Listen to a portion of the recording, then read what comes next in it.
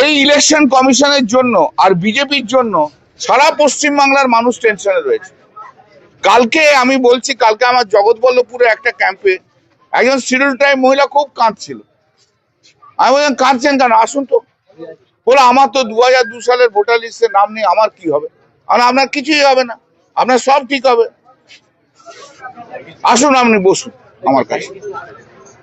আপনার আধার কার্ড আছে? বলে, আধার কার্ড আছে। ফর্ম আমি নিজে ফিল আপ করেছি, আধার কার্ড ফর্ম।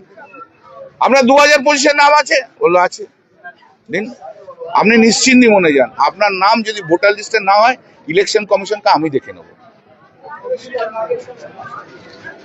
এটা অদ্ভুত টেনশন, একটা ফিয়ার, এমন কথাবার্তা বলছে, একটা চারিদিকে একটা আতঙ্ক সৃষ্টি করে দিচ্ছে। মানুষ ভয় খাচ্ছে। আমি তো সমস্ত মানুষের কাছে অনুরোধ করছি, আপনারা কেউ ভয় খাবেন না।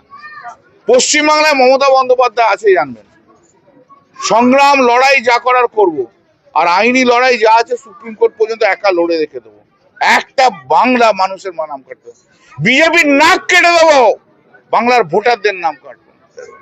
আর এই এসআইআর বিজেপির ব্যাকফায়ার হবে, দেখে নিন, দেখে নিন শুধু বিজেপির।